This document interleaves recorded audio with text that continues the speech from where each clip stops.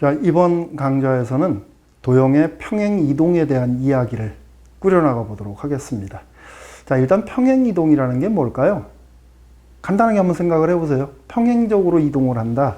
그래서 우리는 이런 이동을 얘기를 해요. 우리가 좌우로 움직이는 또는 위아래로 움직이는. 그래서 간단하게 좌우 상하로의 이동을 우리는 평행 이동이라고 얘기를 하는 겁니다. 어려운 내용 아니죠? 이렇게 우리가 이제 기본적으로 출발을 하는데 좌표평면 위에 있는 도형들에 대한 이동을 얘기를 할 겁니다.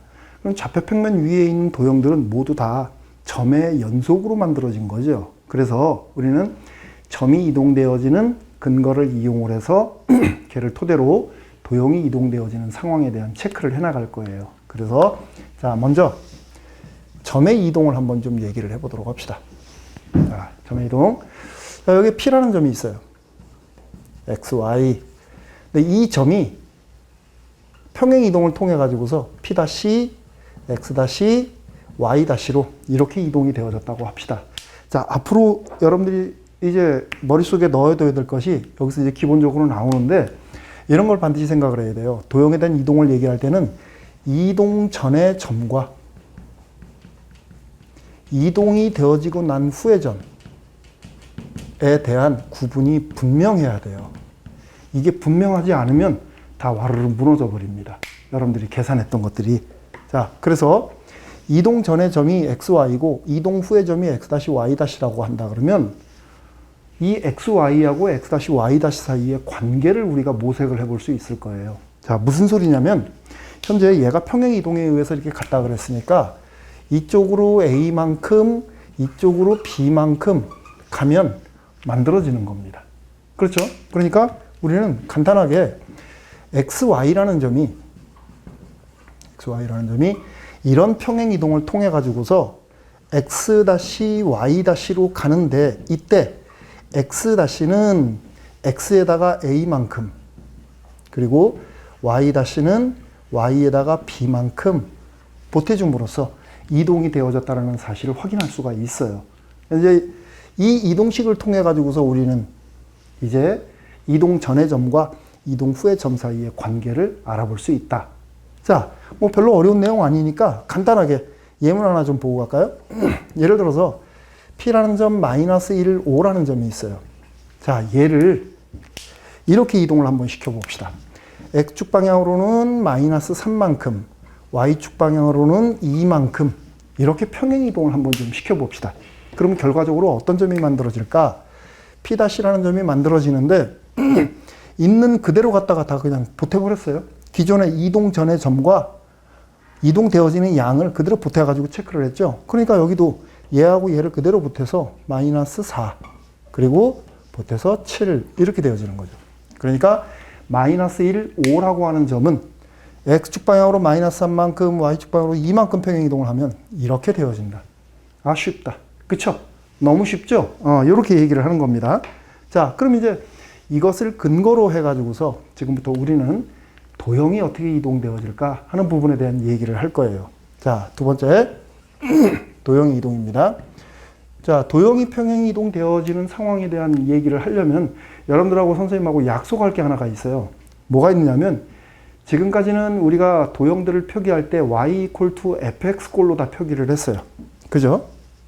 자, y = fx꼴로 표시가 되어졌는데 이렇게 하면은 도형에 대한 이동을 얘기를 할 때 여러 가지로 불편한 게 되게 많습니다. 그래서 저런 식으로 표시를 할 게 아니라 앞으로는 xy, fxy = 0의 꼴로 표기를 할 거예요. 이렇게. 달라진 게 뭐죠? 함수의 꼴로 되어졌다고 한다 그러면 방정식으로 읽겠다. 모든 도형들을 방정식의 꼴로 읽어줬을 때 이런 얘기들을 여러분들이 쉽게 해나갈 수가 있어요. 그랬더니 조금 어렵게 생각하는 사람들이 있을 수가 있는데 우리 이런 직선이 있다고 합시다. y = x + 1이라는 직선이 있다. 이랬을 때 저것을 방정식의 꼴로 이렇게 쓰기로 했죠. x - y + 1 = 0. 그러니까 어떤 식 = 0. 무조건 방정식의 꼴로만 써주면 된다. 그렇게 되는 거예요. x제곱 y제곱 이퀄 투 1이라는 원이 있다. 그러면 얘도 x제곱 y제곱 마이너스 1 이퀄 투 제로. 요렇게 방정식의 꼴로 표기를 해줘야 여러분들이 도형의 이동에 관한 이야기를 헷갈림 없이 정리를 해나갈 수가 있는 겁니다. 됐죠? 어려운 내용 아니에요. 자, 이제 약속을 했으니까 도형의 이동에 관련된 얘기를 해보도록 하겠습니다. 자, 이 그림 그대로 이용을 할게요. 현재 P라는 점이 P'라는 점으로 이동을 하는데 이 P라는 점이 예를 들어서 이렇게 생긴 함수 위에 있다고 합시다. 이렇게 생긴 도형 위에 있어요. 자, 이 도형의 방정식을 fxy equal to 0라고 합시다. 약속했던 대로 이런 걸로 쓸 거예요. 자, 그러면 이 위에 있는 점들이 모두 이런 관계를 통해 가지고서 이동이 되어졌다면 이 함수도 이 도형도 이렇게 이동이 될 거예요. 이렇게. 그렇죠? 그랬을 때 이 도형에 대한 식은 우리가 어떻게 읽어 나갈 거냐? 그것은 얘를 그대로 활용을 합니다. 이거를. 자, 지금 우리가 현재 점의 이동을 통해 가지고서 이런 이동식을 우리가 얘기를 했는데 우리가 알고 있는 거는 x, y에 대한 관계식밖에 몰라요. 그렇죠? 근데 우리가 뽑아내야 될 게 뭐야? x-와 y-의 관계를 알아내야 되는 거예요. 그렇죠? 그럼 어떻게 해야 될까? 현재 이 식에서, 이 식에서 우리는 x가 x-a고 y가 y-b라는 사실을 뽑아낼 수가 있겠죠. 요거를 뽑아낼 수가 있는 겁니다. 그렇죠? 그러면 현재 이 점들은 어디에 있는 점이냐면 fxy equal to 0라고 하는 이 도형 위에 있는 점들이에요. 그렇죠? 그럼 얘가 여기에 들어가서 만족이 되어져야 되겠다. 그렇죠? 그래서 얘를 이렇게 갖다가 대입을 해주는 거예요. 이거 어디서 만들어졌다고? 점의 이동에 의한 관계로부터 만들어진 식이에요. 거기에서 x, y만 구해낸 겁니다. 그래서 여기 있는 이 x, y를 여기다 넣어주게 되면 이런 식이 만들어지게 되는 거죠. f x-a y-b equal to 0 이런 식이 만들어지게 돼요. 됐습니까? 그러니까 fxy equal to 0를 이런 이동 관계를 통해 가지고서 평행 이동을 시켜주게 되면 이런 식이 만들어지게 된다예요. 됐죠? 자, 근데 이제 여기서 문제가 생겨요. 어떤 문제가 생기느냐면 xy도 그렇고 x-y-도 그렇고 둘 다 xy 평면 위에 있는 점입니다. 그렇죠? 그런데 그 점들을 이용해서 표현한 식이 이렇게 표시가 되어진다 그러면 이거는 어디 위에 있는 식이 되어져 버리는 거야? x-y. 그죠? 그러니까 그렇게 놓아주게 되면 하나의 도형을 두고서 해석하는 방식이 분분해질 수 있어요. 그래서 우리는 어쨌든 xy 위에 있는 거니까 상황을 다 알고 있는 상황이라 그러면 이렇게 써주면 되겠구나. 됐습니까? 이렇게 놓으면 이제 xy 위에 있는, xy 평면 위에 있는 도형이 되는 거겠죠. 그래서 정리하면 이렇게 되는 겁니다. 자, 정리합시다.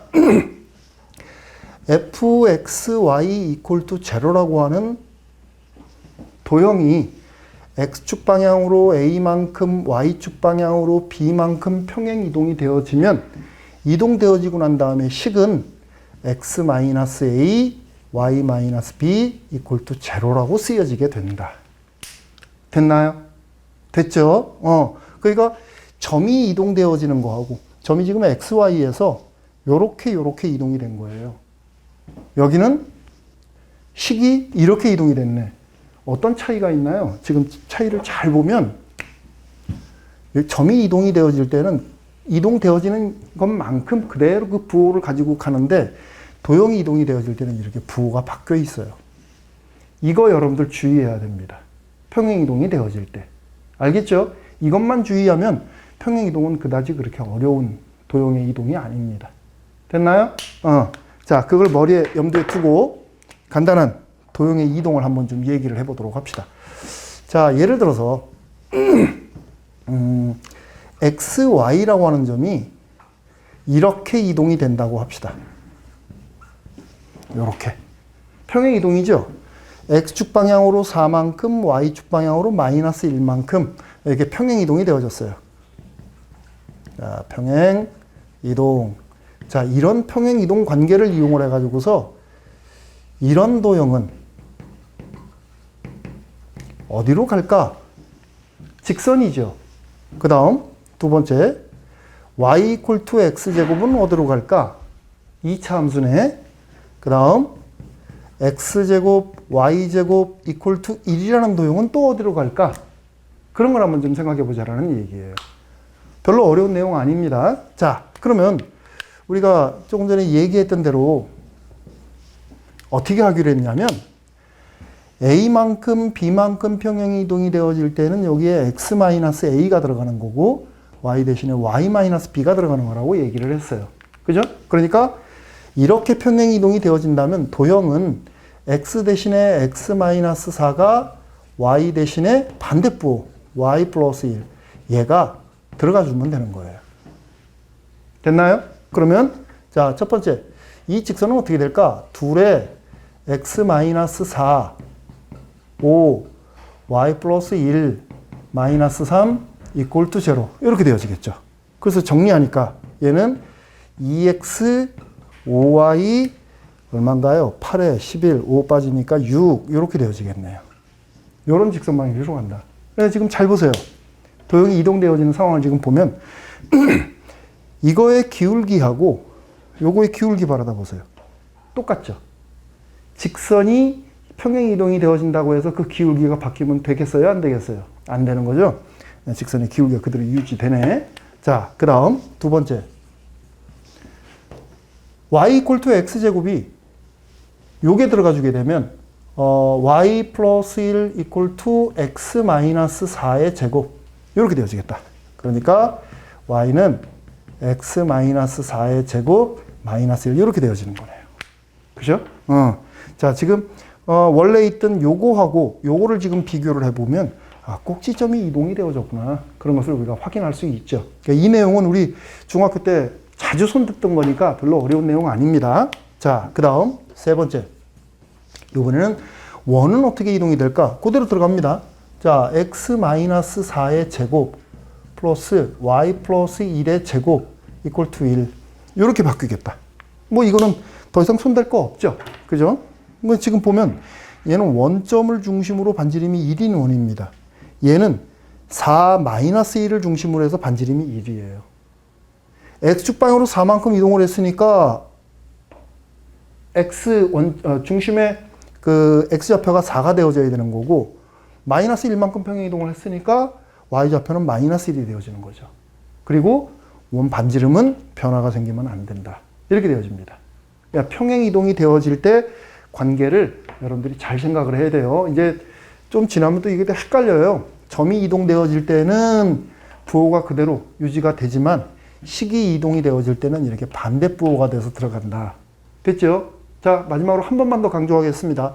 앞으로 우리가 도형의 이동에 대해서 얘기를 할 때에는 이렇게 이동 전의 점과 이동 후의 점 사이에 이런 관계식을 여러분들이 꼼꼼하게 체크를 잘 해야 돼요. 바로 예로부터 모든 도형의 이동 후에 식이 형태가 결정이 되어지게 되는 겁니다. 됐습니까? 자, 이번 강의는 여기까지 하도록 하겠습니다. 수고했습니다.